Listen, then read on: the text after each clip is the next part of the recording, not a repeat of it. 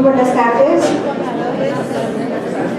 Continuando con la agenda de este coloquio, vamos a dar inicio al panel que está programado sobre cultura escolar, valores y construcción de ciudadanía.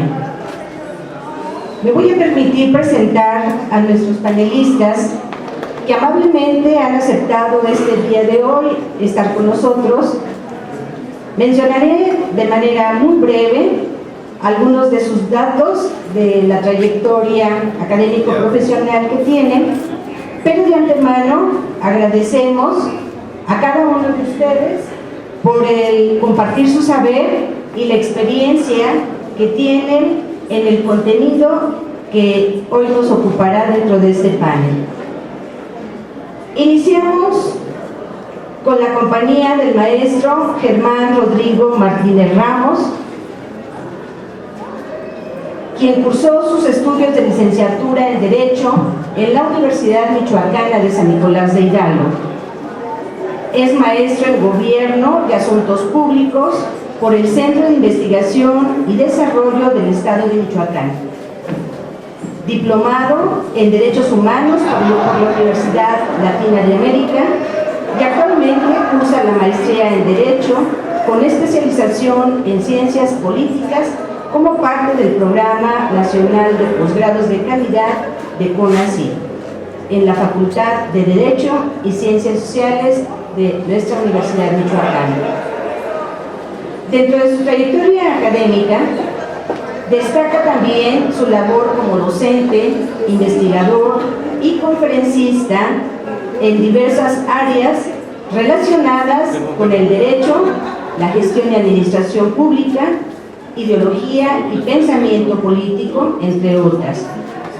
Su labor docente la ha desempeñado en diversas instituciones de educación superior, como nuestra máxima casa de estudios, la Universidad Vasco de Quiroga, la Universidad Latina de América, y actualmente es catedrático del Instituto de Estudios Superiores de Monterrey, Campus Morelia. Dentro de las funciones y cargos que ha tenido el maestro Germán, se destaca como analista del Poder Ejecutivo, asistente técnico en la Secretaría Técnica del Gobernador, asesor parlamentario del Poder Legislativo en la mesa directiva del Congreso del Estado, secretario técnico del Consejo Nacional de Legisladores en materia de turismo por 2 periodos consecutivos e investigador titular del Centro de Investigaciones y Estudios Legislativos. Actualmente es miembro de la Barra Michoacana del Colegio de Abogados. Desde enero del 2012 es titular de la Comisión del Centro de Estudios y Divulgación de la Comisión Estatal de Derechos Humanos. Gracias por estar con nosotros, maestro Germán. Bienvenido a este coloquio.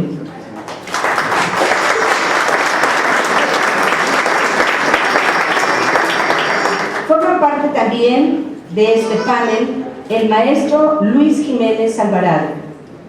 Él es licenciado en Historia de México por la Universidad de Guadalajara y candidato a doctor en Historiografía por la Universidad Autónoma Metropolitana. Dentro de su experiencia laboral, destaca su función como coordinador académico y docente de la Maestría en Educación en Derechos Humanos del TREFAL. También participa como tallerista y panelista de la misma institución en diversas actividades académicas en el campo de la educación en derechos humanos.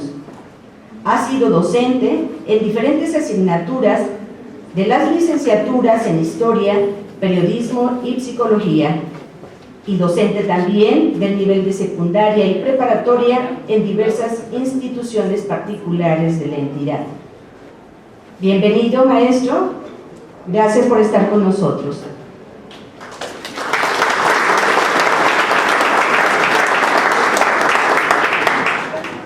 Integra también este panel el doctor Carlos Razo Porta. Él es originario de Mexicali, Baja California, que realizó estudios de Ingeniería en Comunicaciones Eléctricas y Electrónicas en el Instituto Politécnico Nacional. Es maestro en física, en ciencias y en educación. Esta última en la Universidad de Tijuana, y también es doctor en educación. Tiene amplia experiencia en el campo de la docencia, desempeñándose como catedrático en el Instituto Politécnico Nacional, en la Universidad Autónoma de Baja California, en la Universidad Autónoma Metropolitana, en la Universidad Autónoma de México, en la Universidad Pedagógica Nacional y en la Universidad Autónoma de México en los grados de licenciatura, maestría y doctorado. Desde 1980 inició sus investigaciones en Historia y Filosofía de la Educación, la Ciencia y la Tecnología, en derechos de ciudadanía, además de identificar que es deseable y recomendable por ser como debe ser, familiar y acogedor. Argumenta que la cultura necesita y necesitaba significantes para indicar qué cosas merecían desconfianza y debían ser evitadas a causa de su bajeza y su amenaza encubierta, es decir, adquirir una identidad y defenderla con eficacia. Pierre Bourdieu nos dice que la cultura no debía ser una preservación del statu quo, sino un agente de cambio, más precisamente un instrumento de navegación para guiar la evolución social hacia una condición humana universal. En este sentido, el problema de la cultura, que hay muchas definiciones de cultura, y creo que el principal problema que tenemos luego los docentes frente al grupo en educación básica es que no tenemos un enfoque de los conceptos que nosotros construimos en educación básica, y cuando queremos darle ese tratamiento con nuestros estudiantes, pues difícilmente nuestros estudiantes pueden comprender que hay distintas definiciones para construir una percepción integral de su mundo. A esto quiero hacer un planteamiento. ¿Qué papel juega la educación frente al desarraigo cultural? Es decir, ¿qué concepto de cultura tenemos nosotros? ¿Cómo podemos desarraigarnos de él? Y asimismo, ¿cómo podemos construir otros conceptos en torno a esta construcción de identidad, de ciudadanía? La crisis de civilización acentúa una práctica educativa deshumanizada. Los gobiernos desvinculan la realidad social de los hechos concretos en escenarios de aprendizaje. La podredumbre de la que somos presa está hilvanada al enfoque económico que suplanta el desarrollo cultural de cualquier espacio educativo. Las tendencias de consumo preponderan la información sobre el verdadero conocimiento. A 70 días de los sucesos de lesa humanidad en torno a Ayotzinapa, la tapa de la coladera de nuestro país sigue abierta y brotará toda la basura que ha sido ignorada por años. Hoy más que nunca debemos reforzar los tejidos históricos, recuperar la memoria y aportar desde la colectividad todos los saberes ante estos problemas sociales que nos pertenecen a todos, y plantear una solución desde el individualismo no resolverá nada. Sobre todo eso, necesitamos propuestas colectivas para resolver circunstancias que afectan a las mayorías. La educación y el arte deben problematizar la realidad. Los profesores e intelectuales no deben defender los intereses del poder, a menos que ellos quieran reproducir la misma injusticia de este sistema económico que contempla a los seres humanos como desechos y ya no como mano de obra barata. Un docente debe tener un posicionamiento claro ante las circunstancias de su tiempo. Su práctica será un registro de esas circunstancias. Tiene el deber de salvaguardar la memoria de su civilización a través de la experiencia compartida para fortalecer los tejidos de identidad en cada pueblo y en cada persona. Es decir, un docente debe ser capaz de tener una percepción crítica de su mundo, compartirla, y que sus propios estudiantes sean capaces de problematizar los conceptos que van construyendo desde el preescolar, desde primaria hasta la secundaria. Y quiero iniciar la segunda etapa de este planteamiento con un video donde analizamos varias perspectivas de esta situación que nos acontece en la actualidad. Hay un sociólogo psiquiatra de Chile, se llama Armando Roa. Él dice que la diferencia entre la modernidad y la posmodernidad radica en dos categorías de las cuales todos somos presa. La modernidad se distinguía por la angustia que tenían nuestros padres por el mundo que nos iban a entregar, y la posmodernidad se caracteriza ahora ya no solamente por la angustia, sino por la ansiedad que todos nosotros reproducimos a través de nuestras prácticas cotidianas. Este video breve de 2 minutos y medio ejemplifica esa parte de nuestras rutas prácticas diarias.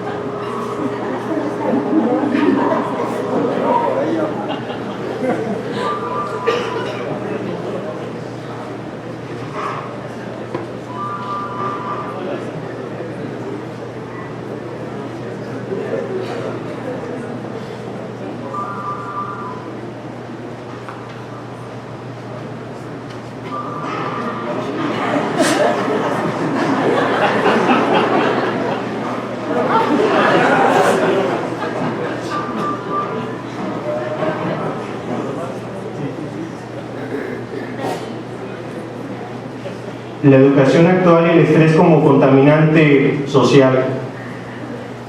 Tenemos que redimensionar el lenguaje, siglo XXI.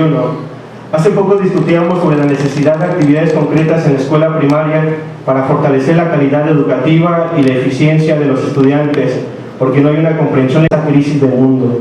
De lo contrario, nuestros alumnos solo reprobarán exámenes y nos sentiremos tristes y, en el mejor de los casos, mediocres. Aquí quiero poner un ejemplo rápido. Tengo una amiga que diseñó el plan y programas de secundaria y también algunos de los exámenes. Entonces yo la cuestionaba y le decía: oye, ¿por qué en estos exámenes estandarizados vienen preguntas que centran la respuesta solamente en la Ciudad de México? ¿Qué pasa con los chicos de las comunidades de Tierra Caliente, Michoacán? ¿Cómo es eso que preguntan que a cuántas cuadras está tal museo del Zócalo capitalino? Ya me comenta, es que es cultura general. Y le comento, es que a fin de cuentas este enfoque de cultura, el enfoque que pretende el plan y programa para que el estudiante tenga una concepción, en este caso parcelada, sobre lo que debe de ser cultura. Entonces, ¿por qué no debemos diseñar nuestros propios exámenes en los estados? Ya hablo de educación básica. ¿Por qué no diseñar los exámenes en nuestros estados? ¿Por qué no diseñar los planes y programas de nuestras normales en cada estado? Tenemos profesores especializados, tenemos maestros que podrían desarrollarlo. Y me comentó que es la estructura a seguir, es decir, la reproducción por la misma reproducción. Siempre el arte por el arte, siempre la educación por la educación. En este caso creo que debemos de resignificar nuestra práctica docente como agente de cambio para construir una cultura de la identidad. Recordemos los dos enfoques de cultura que nos maneja Zygmunt Bauman y el que nos maneja también Pierre Bourdieu. En este caso quiero presentar rápidamente este libro digital. Este libro nace como resultado de un taller de creatividad que tuvimos en una zona rural de Morelia, en la comunidad de La Alberca. Estuvimos trabajando 2 meses.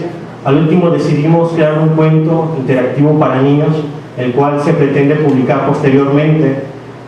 Vamos a ir viendo las imágenes y más que leer el cuento quiero ver los símbolos que se rescataron con los niños para construir identidad desde nuestra condición michoacana. Si observan, tenemos el personaje principal y la figura de un gallo. La siguiente imagen, por favor. Encuentran un dinosaurio apegado a que los niños querían un dinosaurio, buscando estos esquemas, esta parte de recuperar la creatividad del niño a través de sus propuestas desde sus condiciones, desde su imaginación. El diálogo entre los dos personajes, el regreso a casa, el cuarto del pequeño. En el fondo tenemos una máscara de Ucumicho, y aquí quiero hacer un paréntesis muy grande. El texto lo escribí yo, pero las ilustraciones las hizo Ángel Paguamba. Él es uno de los artistas plásticos más importantes de nuestro estado, originario de Cherán, Michoacán. La máscara es de Ucumicho y con esto tratamos de rescatar los símbolos culturales de nuestro estado, de Michoacán. Si observamos, tenemos una mezcla de arquitectura. En el fondo tenemos casas, tenemos trojes mezcladas con casas, hilvanando la imagen de un pueblo desde la perspectiva que tiene el niño de sociedad. En la ruta hacia la escuela, el rescate de la figura del mercadito, del mercado, lejos de la transnacional, lejos del supermercado, los vehículos todavía que transportan nuestros productos frescos. Recuperar la imagen del cine antiguo y con eso recuperar todas las perspectivas artísticas desde una plataforma sí digital, pero combinando el concepto y la redimensión de esas figuras, desde lo clásico hasta nuestra contemporaneidad. Las bancas antiguas y rescatar las golosinas, en este caso que se producen en Michoacán, el ate moreliano, las tiritas de ate, el coco, el dulce tamarindo y las barras de amaranto. Igual las travesuras, aventuras que tienen en el pueblo, la escuela como centro de aprendizaje, el desarrollo de las circunstancias de los personajes y el cotidiano directo, la mezcla de creatividad, imaginación con cotidianos concretos del niño, en este caso la figura del gallo, y escenarios cercanos, en este caso la alberca es un cráter volcánico con agua. En el momento de redimensionar el mar es acercarnos al cotidiano social del niño de esta comunidad de Morelia. Y con eso terminamos esta parte del cuento. Tercer punto, problemas reales, propuestas reales, la siempre tendencia a idealizar nuestra práctica educativa. En otro espacio donde estábamos trabajando con maestros de secundarias, comentábamos que otro malestar que tenemos como profesores siempre es siempre idealizar nuestra práctica educativa, siempre las actividades que construimos en cualquier colectivo o en nuestro centro de trabajo, siempre tienen esta tendencia a idealizar los procesos educativos. Nunca tomamos en cuenta que hay necesidades reales, que hay problemas que están superando las expectativas de los planes y programas, y queremos redimensionar con, en este caso, actividades muy concretas, demasiado lejanas a problemas que verdaderamente se ven en el cotidiano, en la práctica social del niño. Hablamos de pobreza, de extrema pobreza, hablamos también de fractura familiar, niños con padres divorciados, y todo eso nunca lo encontramos en el plan y programas. Entonces siempre nuestras actividades tienden a idealizar el proceso educativo, nunca aceptando nuestro verdadero contexto inmediato como profesores. Y para ello escribí este texto pequeño que se titula Nuestro País. Sucede que en mi generación, 80s, hablo de ella porque el fundamento de estas líneas gira en torno a personas de estos años. Sucede que en mi generación Muchos de mis amigos no quieren ser padres. Dicen que el mundo ha sido dañado por los hombres y que este mundo no es apto para los que vienen. Pienso en ello y un dolor dentro de mí es como una crásula reventándose en el río de mis dientes. Solo veo entre mis manos un cuarto negro y una veladora, y todo es vacío y ausencia e incertidumbre. La estabilidad social de nuestros padres, permeada por el estado de bienestar, fue sentido colectivo en las actividades cotidianas. La estabilidad social de nuestros padres, permeada por el estado de bienestar, fue sustituida por incertidumbre en estos tiempos modernos, donde no existe un sentido colectivo en las actividades cotidianas. La competitividad y la productividad son el mecanismo en las personas que ya no son vistas como mano de obra barata, sino como simples desechos.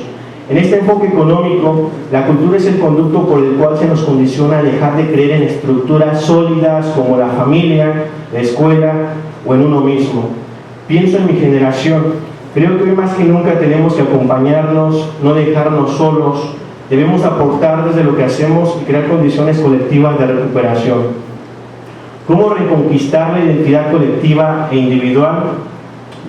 Plantearé algunas actividades. La mayoría de estas actividades son las que hemos propuesto en varias de las escuelas donde he estado frente al grupo. Hablo de escuelas primarias, las cuales se pueden redimensionar. Y con esto también quiero dejar a puerta abierta que todos somos capaces de proponer actividades concretas desde las necesidades, en este caso directas, de cada localidad. Necesitamos plantear proyectos de vida, desde cooperativas sanas, martes de fruta, donde los niños llevan fruta y la comparten con sus compañeros, jueves de verdura. Parecen actividades simples, pero verdaderamente desarrollan condiciones de colectividad en el interior de las escuelas, lejos de siempre estar con el autoritarismo de no prestes tus cosas, no compartas nada, aíslate, reproduce el sistema, reproduce la soledad, la incertidumbre, la ansiedad, el pánico, la ansiedad. Un ciclo de cine comunitario con padres de familia, con estudiantes. Las macro y patrogimnasias también permiten la cohesión familiar, más cuando hay situaciones de fractura y divorcios. En este caso hay un programa que se llama Caravana Científica, que coordina el Centro Estatal de Ciencia y Tecnología e Innovación. El asunto es que lo interesante de esta plataforma, apenas en mi escuela primaria tuvimos la primera charla de divulgación científica de este programa, era una charla sobre reptiles.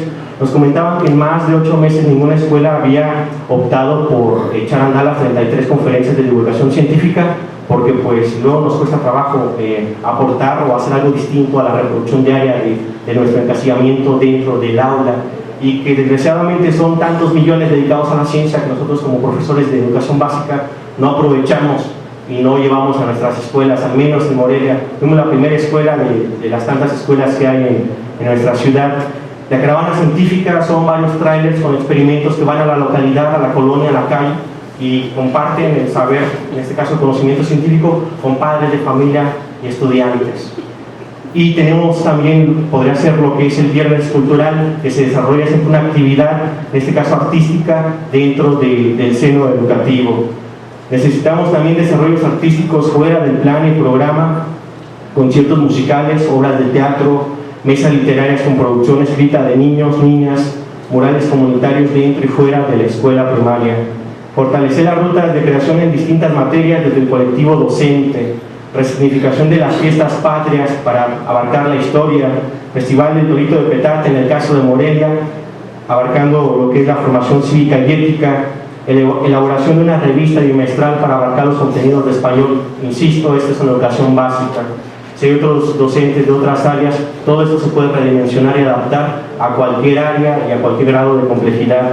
En el caso de la fiesta del Torito de Petate, hace poco en la escuela primaria donde radico, redimensionamos esta práctica, salimos a la calle con toda la escuela, con los 300 niños y con los 50, 70 padres de familia que nos acompañaron. Entonces esta práctica, que comúnmente es un desvío cultural, porque nos encontramos con estas prácticas en las calles, con jóvenes que se están drogando, con jóvenes que están con la caguama en mano, lejos de que sea una tendencia familiar, encontramos que es una fractura, en este caso cultural, pues viene la redimensión con los niños, decirles que es una cuestión cultural, que se puede compartir en la colonia, que los padres se integren y recuperar, en este caso, los espacios culturales, no solamente espacios cerrados, sino también espacios públicos, como las calles y las plazas públicas. Necesitamos construir espacios de análisis científicos, experimentos colectivos. En este caso está el centro estatal que les comentábamos, con las 33 conferencias, acompañados por especialistas del campus de la UNAM, Morelia y de la Michoacana, y siempre la continuidad dentro de los grados a través de la planeación conjunta. Y ya para terminar, cierro con un breve video de 2 minutos donde ejemplifico esta parte de actividades culturales dentro del viernes que estamos llevando en la escuela actual.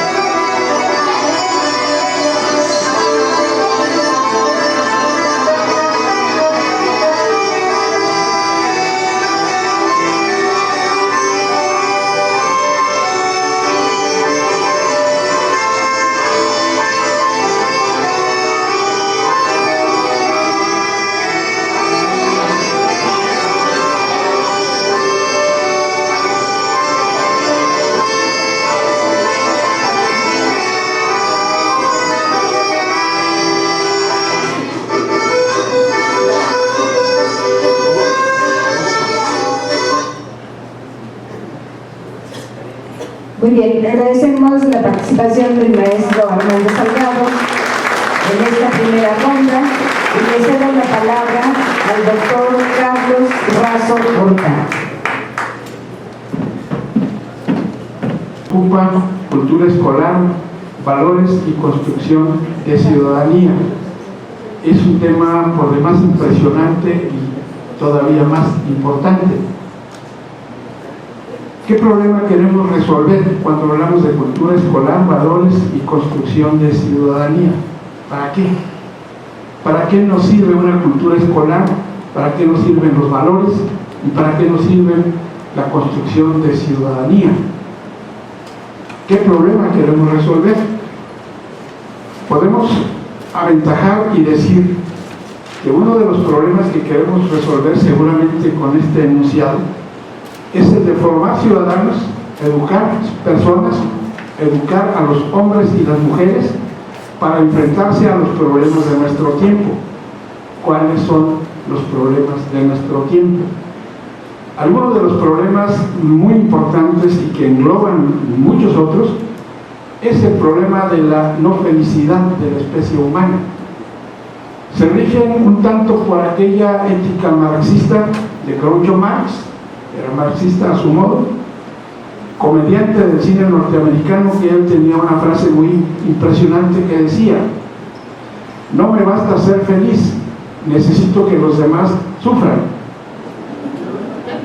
Pareciera ser que esa es la regla y la norma de nuestro sistema de convivencia que a final de cuentas nos lleva a una crisis.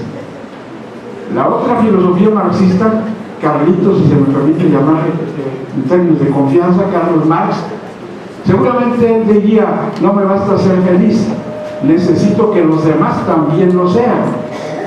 Y creo que esa es una idea que nosotros podemos hacer nuestra.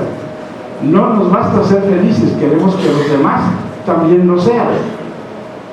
El concepto, las nociones de felicidad son conceptos y nociones muy escurridizas, difíciles de poder aclarar y más aún convenir de qué estamos hablando. Pero cuando estamos hablando de felicidad, de todos modos, en cualquier circunstancia, en cualquier tiempo y lugar, estamos hablando de seres humanos. Y entonces la pregunta es: ¿y qué son? ¿Qué somos los seres humanos? ¿Quiénes somos los seres humanos? Y podemos entonces aventurar algunas ideas y reflexiones acerca de esa pregunta. ¿Quiénes somos los seres humanos? Porque si hablamos de ciudadanía, tendremos que remitirnos a los seres humanos. Aun cuando hay corrientes por ahora en el ecologismo donde se proponen asignarle derechos a los animales, a los elefantes, a los pumas, etcétera, etcétera, pues todavía no podemos hablar de una ciudadanía de las jirafas o algo así, todavía no llegamos a tanto. Pero mientras alguien se las ingenia para hacer esas propuestas, ¿qué somos los seres humanos? Los seres humanos, ha dicho alguien por ahí, somos polvo de estrellas. ¿Qué quiere decir eso? Somos polvo de estrellas. Quiere decir, entre otras cosas, que de los más de 100 elementos que están asignados en la tabla periódica de los elementos químicos de Mendeleev, más de la mitad de estos elementos están en nuestro organismo. Todos esos elementos químicos que también están en el planeta y también en los animales, también los leones, los elefantes son polvo de estrellas.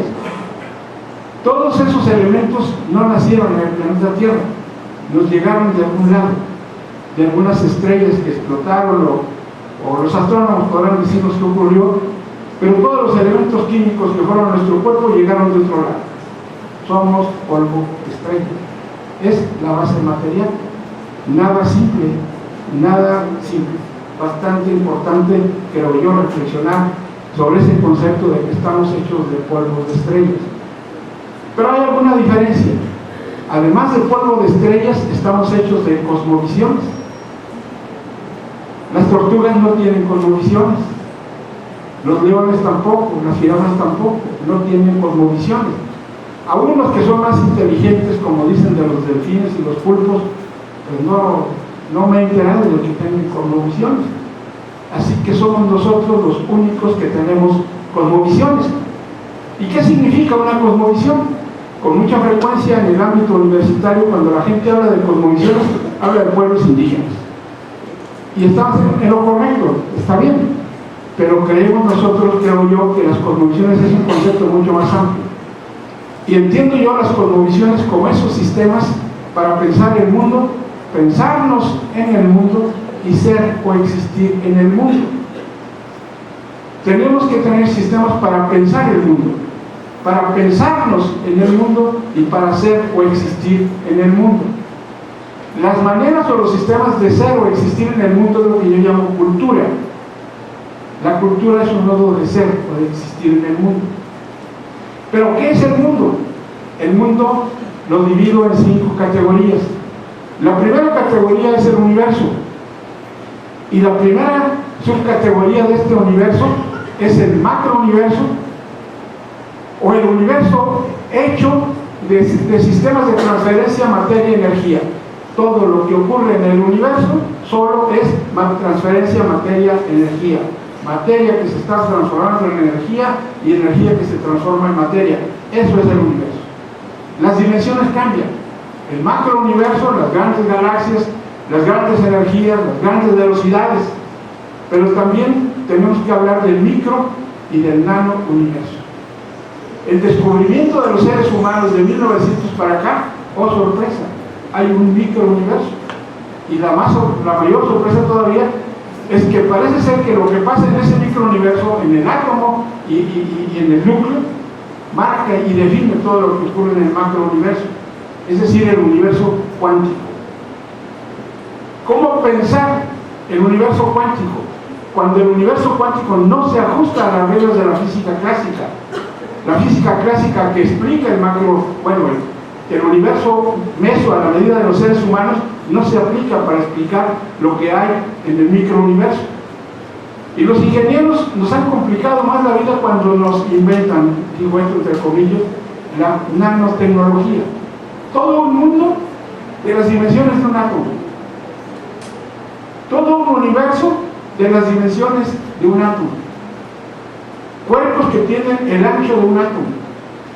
¿Cómo? ¿Qué es lo que está ocurriendo ahí? Tenemos que aprender a pensar eso. Tenemos que cambiar nuestras maneras de pensar.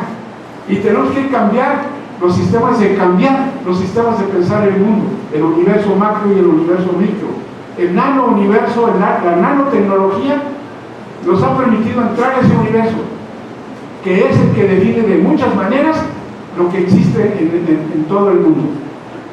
La segunda categoría es la naturaleza. La naturaleza, podemos definir, hay muchas definiciones, una de ellas es: la naturaleza es todo aquello que podemos alcanzar con la mano, lo que está en el planeta Tierra. Porque cuando hablamos de otros planetas no hablamos de la naturaleza, hablamos del sistema solar. En el planeta Tierra está la naturaleza dividida en dos grandes grupos: los procesos bióticos y los procesos abióticos. La vida y la no vida, la materia orgánica y la materia inorgánica. Esa es la naturaleza. Y luego la siguiente categoría, la tercera categoría, son las comunidades humanas. Nosotros y los otros. Nosotros y los otros. Esa es la comunidad. Y ahí comenzamos a percibir algo que podemos ir catalogando como ciudadano. Lo abordamos enseguida. Nosotros y los otros. Toda la historia de la humanidad es la historia de nosotros y los otros. La siguiente categoría es el ser humano, o el sentido y significado de la vida humana, sentido y significado de ser un humano. Y la quinta categoría es el universo epistémico. ¿Cómo pensar para pensar lo que pensamos? Y ahí está la diferencia con los otros hijos de las estrellas. Los animales no tienen un sistema epistémico, no tienen un universo epistémico. Hay instintos, hay pensamientos, seguramente, pero no como nosotros lo tenemos construido. Esta situación nos da una responsabilidad muy grande en ese mundo. Nosotros tenemos una responsabilidad mayor que el resto de las especies animales por tener esas características de poder construir un universo epistémico. Esto es las cosmovisiones: pensar el mundo, pensarnos en el mundo, ser en el mundo. Pensar el universo, pensarnos en el universo y ser en el universo. Pensar en la naturaleza, pensarnos en la naturaleza y ser en la naturaleza. Pensar a los otros, pensarnos en nosotros y ser en nosotros. Pensarnos a nosotros mismos, encontrar el sentido y el significado de nuestra vida y pensar los sistemas para pensar en el mundo. Ese es el mundo. Y ahí nosotros en la maestría de Educación Ambiental de la Universidad Intercultural Indígena de Michoacán, definimos la educación ambiental de este modo. Decimos que el ambiente es el sistema de las relaciones del ser humano con la naturaleza, dejamos por ahora de lado el universo, el sistema de relaciones del ser humano con la naturaleza, con los otros seres humanos y consigo mismo. Ese es el ambiente. Y la educación ambiental son los sistemas para educar en esta relación y convivencia con la naturaleza, con los otros seres humanos y consigo mismo. Esa es la educación ambiental. Pero entonces aquí la primera tarea es cómo relacionarnos y convivir con la naturaleza. Cómo relacionarnos, educar para relacionar y convivirnos con la naturaleza. Educar para relacionarnos y convivir con los otros seres humanos. Educar para relacionar y convivir con nosotros mismos. En estas relaciones, un primer planteamiento es estas características para relacionarnos y convivir. Dirigida a la construcción de mejores ciudadanos implica trabajar en la madurez y en la inclusión en la comunidad. de las personas desde su infancia para que se puedan desarrollar en una sociedad con criterios democráticos, entendiendo la democracia no solamente como un sistema electoral, sino como un régimen de vida basado en el mejoramiento de las condiciones de vida de la gente, con inclusión, no discriminación y pluralismo. Lo anterior implica que las y los niños conozcan sus derechos, pero también sus deberes hacia la sociedad y asimilen la idea de que los problemas de su comunidad les atañen, para que construyan su propio criterio y opinión, pero también para que participen responsablemente en los asuntos públicos. En el ámbito de educar para la creación de ciudadanía en un marco de derechos humanos, los tópicos de abordaje pasan por la formación de principios y valores que van desde la educación vial, la educación para la paz, la solidaridad, el desarrollo, la adopción de interculturalidad, que es un concepto muy importante, los principios de consumo responsable, la defensa del medio ambiente, equidad e igualdad de género, entre otros varios rubros. En síntesis, la puesta en marcha de la valoración de un entorno educativo con principios compartidos que enlazan y posibilitan esa convivencia armónica de los diversos sectores de la sociedad con sus respectivos proyectos e intereses.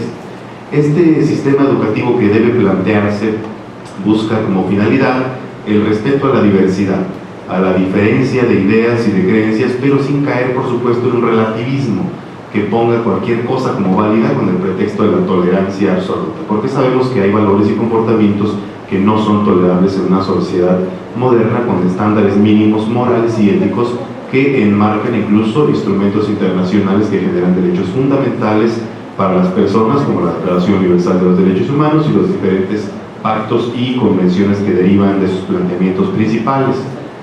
Lo anterior se tiene que ir desarrollando a través de procesos de mediano y largo plazo para la formación de las personas. Dichos procesos valen la pena porque, como señala Felipe Cousiño, la infancia es donde comienza la formación integral del ser humano y donde se forja el futuro ciudadano que contribuirá activamente al desarrollo del país. Asimismo, la importancia reside en esa contribución que se busca para desarrollar las habilidades para interrelacionarse social y comunitariamente por parte de los alumnos y que puedan crecer como personas íntegras con autoestima, autonomía, seguridad e integridad personal que les permita ser parte útil y constructiva para el mejoramiento de sus círculos de vida, así como para su propio desarrollo personal. Lo anterior, sin dejar de lado el trabajo al respecto del reconocimiento de la diversidad y del otro como sujeto con dignidad, valor y derechos propios, así como del principio del diálogo permanente y del consenso como vías para lograr una convivencia cada vez más pacífica. Particularmente en lo que a educación inclusiva se refiere, podemos advertir lo que el constitucionalista Diego Valadez en la colección Legislar sin discriminar de la CONAPRED menciona al respecto de que la educación tiene que ser vista de acuerdo con las características del Estado contemporáneo, como una de las obligaciones públicas más importantes que resultan del sistema constitucional. A decir de dicho documento, la importancia del derecho a la educación desde el plano antropológico radica en que constituye la esencia de la libertad de la persona, un derecho necesario para alcanzar la educación, para alcanzar el máximo grado de ejercicio de los derechos civiles y políticos en cualquier sociedad democrática. En este sentido, impulsar el conocimiento y convencimiento del derecho a la no discriminación con sus elementos de igualdad equitativa y sustantiva, y no solo formal desde el aspecto del derecho positivo, se considera uno de los pilares para garantizar el carácter incluyente de la educación y el camino de entrada al ejercicio de otro tipo de derechos humanos. Las políticas públicas que necesitamos para implementar los sistemas de educación inclusiva, constructora de ciudadanía, en derechos humanos y en democracia, no puede incluir ninguna especie de exclusión que impida a las personas acceder en igualdad de condiciones a las oportunidades y a los derechos que legítimamente le corresponden. Exclusión que desafortunadamente en nuestro país aún se da particularmente a los grupos vulnerables y en materia educativa aún más acentuada hacia los grupos de los pueblos indígenas y las personas con discapacidad.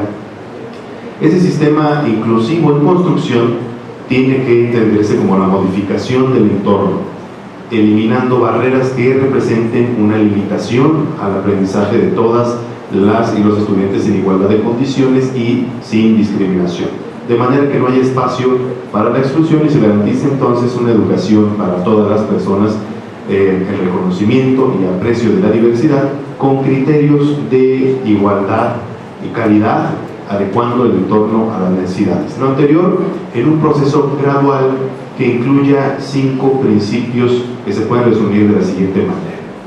El primero, todos los niños y niñas tienen derecho a la educación y deben tener la posibilidad de ejercerlo para lograr un nivel aceptable de conocimientos. Segundo, cada persona tiene necesidades de aprendizaje propias.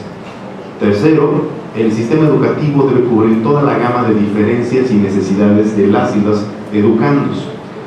Y cuarto, las personas tienen necesidades educativas especiales. Las que tienen necesidades educativas especiales no deben ser segregadas de la escuela ordinaria, dentro de la cual se deberán cubrir sus necesidades educativas por medio de una pedagogía centrada en los alumnos. Y quinto, las escuelas con un enfoque inclusivo e integrador son una medida eficaz para combatir la discriminación en la sociedad, además de garantizar una educación de calidad con costos razonables para los sistemas educativos. Lo anterior teniendo en cuenta que una educación que inculque en los alumnos y alumnas el valor de la diversidad y la no discriminación, respetando los derechos humanos de las personas, es la mejor estrategia para consolidar la democracia mexicana. Una educación inclusiva hacia la convivencia y armonización social nos lleva a la ciudadanía madura que queremos y que ofrezca el ejercicio pleno de derechos y obligaciones al tiempo que una idea comunitaria de identidad nacional. De la mano de este tipo de enseñanzas fundamentales para los educandos, se debe promover la competencia y desarrollo de habilidades de planificación, de toma de decisiones, de organización y trabajo en equipo, así como participación y toma de responsabilidades adecuadas para la edad de los niños. Del mismo modo, se debe abordar la cuestión de la preparación hacia el diálogo y la aproximación de las diferencias sociales, culturales y económicas de modo crítico y respetuoso. Todo esto dirigido a la construcción libre de un pensamiento propio y criterios para enfrentar la realidad con cimientos sólidos para abonar a una solución colectiva. En síntesis, los objetivos generales de una educación inclusiva y formadora de ciudadanía en el marco de los derechos humanos se puede resumir en, primero, desarrollar la autoestima, la efectividad y la autonomía personal en sus relaciones con las demás personas, así como una actitud y un comportamiento contrario a la violencia, los estereotipos y los prejuicios. En segundo lugar, adquirir habilidades emocionales, comunicativas, organizativas y sociales para actuar con autonomía y responsabilidad en la vida cotidiana y participar en las relaciones de grupo, mostrando conductas abiertas y constructivas. Tercero, conocer y apreciar los valores y normas de convivencia, aprender a obrar de acuerdo con ellas y cobrar conciencia de los cauces que permiten su modificación. Cuarto, reconocer en la diversidad elementos enriquecedores para la convivencia y mostrar respeto crítico por las costumbres y modos de vida de otras personas y de poblaciones distintas a la propia. Quinto, conocer, asumir y valorar los principales derechos y obligaciones contenidos en la Declaración Universal de los Derechos Humanos, la Convención sobre los Derechos del Niño y diversos instrumentos nacionales e internacionales, tales como la Convención Internacional sobre la Eliminación de todas las formas de discriminación racial, el Pacto Internacional de Derechos Económicos, Sociales y Culturales y la Convención Americana sobre Derechos Humanos, entre otros. Sexto, iniciarse en el conocimiento de los mecanismos fundamentales de funcionamiento de las sociedades democráticas, cumplir con los deberes cívicos y reflexionar sobre el papel y la eficacia de las administraciones en la garantía de los servicios públicos y sobre la obligación ciudadana de contribuir a su mantenimiento. Séptimo, identificar y rechazar situaciones de injusticia y de discriminación, mostrar sensibilidad por las necesidades de las personas y grupos más desfavorecidos y desarrollar comportamientos solidarios. Octavo, sensibilizarse ante la situación del medio ambiente y mostrar actitudes de responsabilidad en el cuidado del entorno. Noveno, iniciarse en el conocimiento de la importancia que tienen los medios de comunicación social y los soportes audiovisuales y desarrollar una conducta responsable, reflexiva y crítica ante ellos.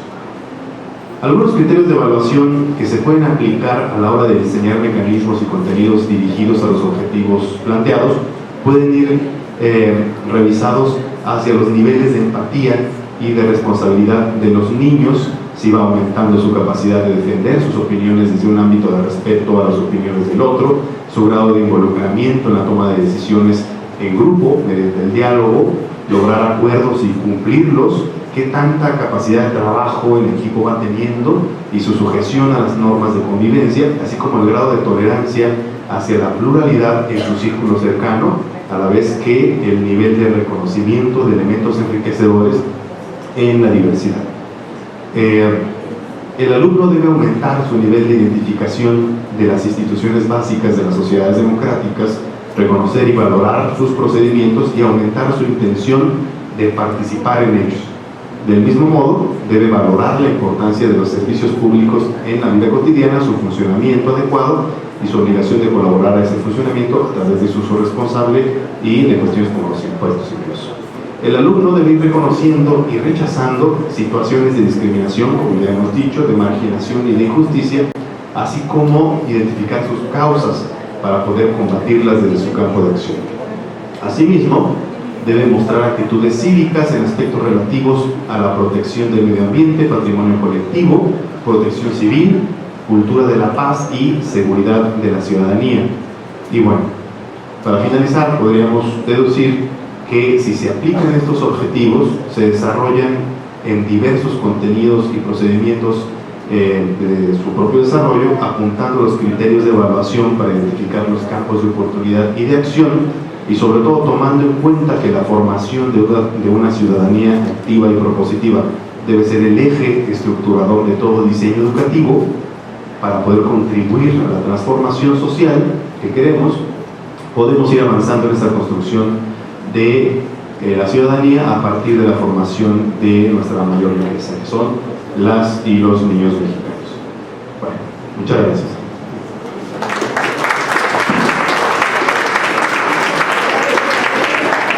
Agradecemos la participación del maestro Germán Rodrigo Martínez Ramos y cedemos la palabra para concluir esta primera ronda del panel al maestro Luis Jiménez Alvarado. Gracias. ¿Puedo pararme? Ya me andan entumiendo. Párense todos, ¿no? Por favor, para que se entuman, para que se estiren, porque sí está así como... ¡Ay, no! ¿Qué onda con esto? Bien, estírense, por favor, todos. Así. Bien. Ahora, por favor, feliciten al que está a un lado, porque ya se va a terminar esto. Yo soy el último, entonces, bueno, pero viene otra ronda como de preguntas. Bueno, muchas gracias por tomar asiento. Gracias. Bien. Yo quisiera acelerar esto porque ya todos estamos como muy cansados y queremos irnos a descansar. Y creo yo que han sido 2 días muy interesantes, que se llevan ustedes muchas cosas y que hay que también acomodarlas en la cabeza, y más que acomodarlas en la cabeza, hay que acomodarlas en nuestras prácticas. Creo que eso es mucho más potente que atesorar conocimientos, que atesorar información. Creo que lo más interesante de este tipo de coloquios es lo que ustedes pueden hacer en lo concreto en sus espacios de trabajo. Bueno, quisiera partir de esta pequeña presentación, que voy a acelerar muchísimo, de una pregunta que nos hicimos hace unos 15 años. Yo estaba joven en el tiempo, y con un amigo profesor que ya él no estaba tan joven, pero justo estábamos platicando sobre el sistema educativo nacional, y que en aquel tiempo se estaba usando mucho, bueno, se empezó a usar, todavía no se deja de usar, que se le tiene que echar la culpa a alguien de algo. Entonces, ¿pero qué es ese algo que le queremos echar la culpa? Parece ser que es un tema medio que está en muchas cosas, que está en muchos factores, en diversidad de factores que nos permite pensar que algo no está funcionando bien.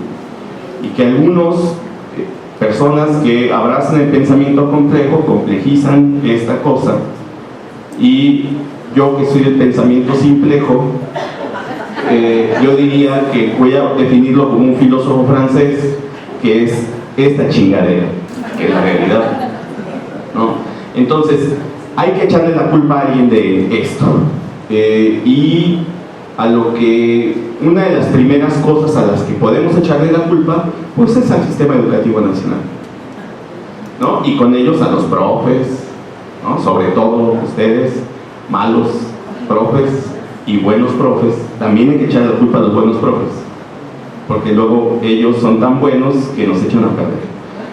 Entonces, y la pregunta que nos hicimos fue: ¿el sistema educativo nacional es un sistema educativo fracasado? ¿Fracasamos como sistema educativo nacional? Y le hicimos, ustedes ya tienen una respuesta, dicen no, otros sí, pero en cualquiera de las dos respuestas estamos jodidos. Sí, porque sí, y no, porque no. Ahorita explico por qué. Bueno, nosotros hicimos un ejercicio. No está fracasado el sistema educativo nacional, efectivamente no, y él me dice, bueno, ¿qué encuentras? ¿Encuentras un montón de profesionistas? ¿Están fracasados? No. ¿Encuentras doidores? ¿Están fracasados? No. ¿Encuentras que casi, digamos, por amplitud, ¿no? Por masa, no está fracasado? Pero entonces es como cuando a Michel Foucault se le recriminaba de que los mejores psiquiatras eran los rusos, y decía, sí, son los rusos los mejores psiquiatras, y por eso hay que atacarlos, porque son muy buenos, porque esos psiquiatras joden al sujeto. Y entonces esta educación que sugiere el individualismo, que sugiere la posibilidad de consumo como expectativa, este sistema educativo que forma sujetos para ir escalando progresivamente en las jerarquías sociales, este sistema educativo que no ha fracasado, que es muy exitoso, es el que nos tiene así de jodidos también.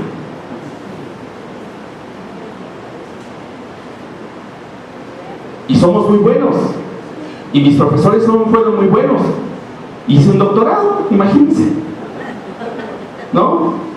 Ahora, el asunto es este: ¿de qué nos ha servido esto históricamente? ¿A qué hemos llegado históricamente con esto? Es una pregunta que se las dejo, piénsenlas para el fin de semana, para que les atormente. A lo mejor en algunos, a otros a lo mejor se les resbala y seguimos haciendo lo mismo, no pasa nada. Ahora, ¿qué sí? Es decir, si contestamos sí, tenemos que decir que el sistema educativo nacional fracasa porque la sociedad en conjunto fracasa. Es decir, el sistema educativo es una parte del sistema que en sí mismo está fracasando, y ahí sí estamos fracasando. Porque esta cosa que vamos a llamar chingadera, que es la realidad, de repente ya no nos acomoda tanto a todos de manera colectiva. Ahora, ¿qué es esto? ¿En qué consiste este fracaso? Primero, y ahorita que estábamos hablando de valores, cuando tematizamos los valores, eliminamos la experiencia. No hay experiencia. No podemos decir tampoco, como decías bien hace rato, Jessica, no se pierden valores, no, porque el valor del individualismo ahí está y está presente. El valor de la escalada de la jerarquía social no, sigue reproduciéndose en las escuelas, en la cultura escolar. Y nosotros, como monosabios, lo reproducimos incluso en la geografía del aula. Acomodamos a los chiquillos en filas sin posibilidad de interlocución entre ellos. Esa es una forma autoritaria, ¿sí?, invisible, que tiene que ver con el currículum oculto, como bien lo decía el compañero. Y no somos capaces de romper con eso porque estamos muy cómodos teniendo ahí autómatas espermáticos viendo al monosabio. Porque eso es lo que nos parece cómodo. un sistema, un aula no democrática y autoritaria. Ahora, pero el tema, los valores son bien bonitos y uno se conmueve y son bien bonitos, pero no tiene nada que ver con el currículum oculto. Entonces no tienen significado, son temas, son palabras, son escritos, son cosas que están en el libro. Es más, cosas que podemos hacer exámenes y los chamacos pueden sacar 10, así como quien se comió la caca del kebab. Exacto, así mero. Es decir, se convierte en un ejercicio mnemotécnico y no en experiencia. ¿Sí? Un montón de contenidos en el aula. Ahora, otro problema que tenemos como sociedad en conjunto es que tenemos un currículo saturado, ¿no? Ahora, ¿y qué hacemos nosotros los profes con ese currículo saturado? Pues bueno, como somos también, en cierta forma, nosotros también autómatas espermáticos, ¿sí? Que tenemos que cumplir con el currículo, entonces corremos y pues calafón y todas esas cosas que son bien bonitas y que nos matan más dinero. Entonces, y que tiene que ver con el individualismo y la capacidad de consumo y comprar la pantalla y todo esto. Entonces, ¿qué hacemos nosotros con el currículo saturado? Agotamos a los estudiantes, hablamos, les decimos estudien para nuestros fines. Pero quiero decirles, se los juro por Dios que me miran, por esta, se los juro, que ni el 3% de ese currículo saturado se le queda al chamaco. Entonces, si eso ya está perdido, ¿por qué no ganamos algo de ahí? Y nos concentramos en necesidades de saberes, habilidades, ¿y qué más fue la otra? Y actitudes que quiere el chamaco. Preguntémosle a él, democraticemos el aula, está bien chido esto, te lo juro. ¿Para qué estudiamos? ¿Para qué estudia el chamaco? ¿Para torturarlo? La escuela es lo más parecido que hay en una cárcel, ¿no? Por ahí se les recomiendo una película que se llama La Educación Prohibida. Véanla, está muy buena. En nombre del Gobierno del Estado de Michoacán, de la Secretaría de Educación y la Dirección General de Desarrollo e Investigación Educativa, dan por clausurado este evento del coloquio Desarrollo Curricular Transdisciplinario para la Interculturalidad, siendo las 2:40 de la tarde.